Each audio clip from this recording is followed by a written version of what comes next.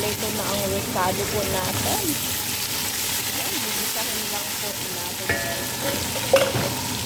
Ayan na guys, ilagay na natin ang ating chicken guys. Ayan. Gigisahin lang po natin ang maayos ang chicken bago natin ilagay ang ating tubig. Kasi matibos po tayo, yan ang tubig po niya, yan ang inuluto natin sa ating rice. Lang yan, mag-isa po siya ngayon. Yan guys, ang ating chicken guys, hayaan lang natin na maluluto ang ating chicken. At ayan, pakuluan natin ng maayos. At saka ilagay natin sa oven. At yung tubig po niya, yan ang iluluto natin sa ating rice. Gawa tayo ng hasyu o decoration po natin sa ating matubos na chicken. Ayan, nakilangan raisin at saka yung onions. Hindi ko pa nilagyan ng oil guys.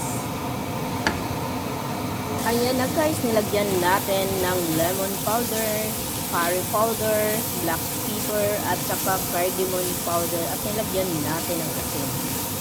Ayan, at nilagyan na din natin ng oil guys at gigisahin po natin. Tikman lang po natin kung tama na ba yung salt po natin nilalagay. Ayan na guys, luto na ang ating hasyu o pang decoration. Isit aside lang muna natin ito guys. Kasi magluluto pa tayo ng hindi pa tapos yung chicken po natin at saka yung rice. Guys, matanggal na natin ang ating chicken guys at lalagyan na natin ng saffron. Lahat sila lalagyan natin ng saffron kasi lagay natin sa oven, lagyan natin ng curry powder at saka cardamom powder. Ang pabango po siya guys.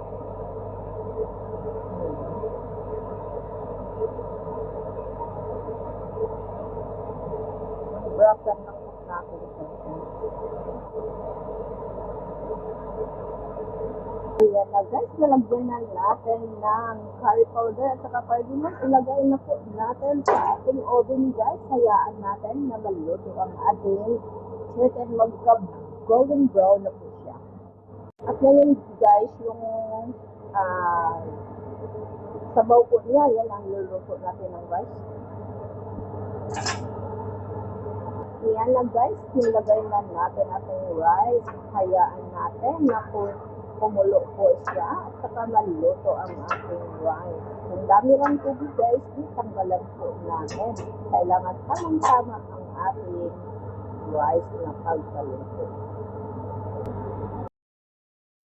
Rice guys, paanukan lang po natin. Nilagay natin ang ating hasyu at nilagyan natin ng saffron. Ayan, hayaan lang po natin na ayan na guys, naluto na ang ating chicken guys. At crispy talaga ang ating chicken na nilagay natin sa oven. At isi-set aside lang po natin kasi hindi pa naluluto ang ating rice. Ayan na ang ating matubos na chicken guys. At saka yung ginawa nating hasyo, nandyan na. Nilagay na natin sa ibabaw ng ating rice with chicken. At syempre, may decoration tayo ng lemon. Ayan, ang sarap-sarap po. At saka crispy talaga ang ating chicken. Thank you for watching. God bless us all. And don't forget to follow us. Happy New Year to all.